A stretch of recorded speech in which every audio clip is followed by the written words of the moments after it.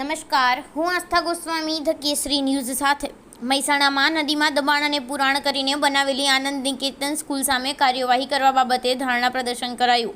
મોટી દેવ ગ્રામ પંચાયતની હદમાંથી પસાર થતી રૂપેણ નદીમાં ગેરકાયદેસર દબાણ અને પુરાણ કરી શાળાનું મકાન બાંધી દેવાયું છે.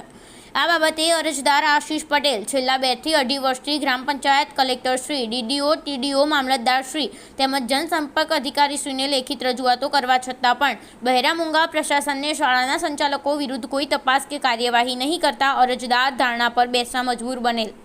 નદીનું કુદરતી વહેણ બદલી દેવાથી વધુ વરસાદ કે અતિવૃષ્ટિના સંજોગોમાં શાળાના વિદ્યાર્થીઓ અને આસપાસ વસતા ગ્રામજનો પર જીવનું જોખમ ઊભું થાય એમ છે.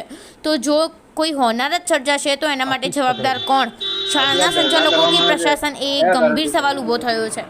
મેં મોટી દેવ ગ્રામ પંચાયતની હદમાંથી પસાર થતી રૂપેણ નદીમાં આખું ગેરકાયદેસર દબાણ કરી, ગેરકાયદેસર પુરાણ કરી, નદીનું વહેણ બદલીને આખી સ્કૂલ બનાવવામાં આવી છે કે જે આનંદ નિકેતન, આખું કોમ્પ્લેક્સ, આખા બિલ્ડિંગનું બાંધકામ જ નદીનું વહેણ બદલી નાખેલું છે. એ બાબતનું મને જ્યારે જાણ થઈ ત્યારે મેં ગ્રામ પંચાયતમાં તલાટી કમ મંત્રીશ્રીને, કલેક્ટરશ્રીને, મામલતદારશ્રી, ટીડીઓશ્રી, ડીડીઓશ્રી, છેવટનું મેં જનસંપર્ક અધિકારીમાં આટલી જગ્યાએ મેં 2022થી અરજીઓ કરું છું, પણ આજ દિન સુધી કોઈ પ્રશાસને ખાલી મારી અરજીને ધ્યાનમાં રહી અને આ ખાતામાંથી આ ખાતામાં તબદીલ કરી ગયા છે, પણ હજી સુધી કોઈ ત્યાં સ્થળ ઉપર જઈને તપાસ નથી થઈ કે સ્કૂલના સંચાલકો વિરુદ્ધ કોઈ કાર્યવાહી નહીં થઈ.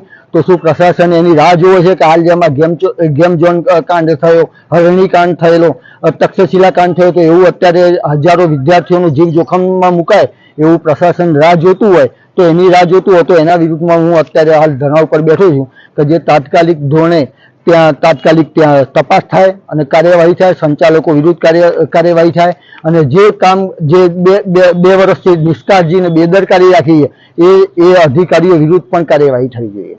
કયા અધિકારીઓ આમાં સામેલ લાગે છે? સામેલમાં નહીં, મેં અરજી બધા દરેક વિભાગોમાં આપી છે.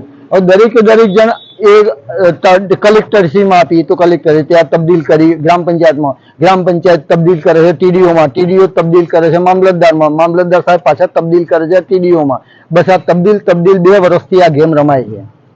તો આગળ શું તમારું કાર્યક્રમ છે? બસ આજે જો હું ધરણા પર બેઠેલું છું, કલેક્ટર સાહેબ જો કોઈ સારું આશ્વાસન આપશે કે ભાઈ ટાઈમ પીરિયડ આપશે કે ભાઈ આટલા ટાઈમની અંદર અમે આ કામ કરીશું, તપાસ કરીશું, કાર્યવાહી કરીશું તો બરોબર છે, નહીંતર પછી અમે ગાંધી ચિંતા મારી કે આના કરતા ત્યાં ઉગ્ર આંદોલન કરીશું.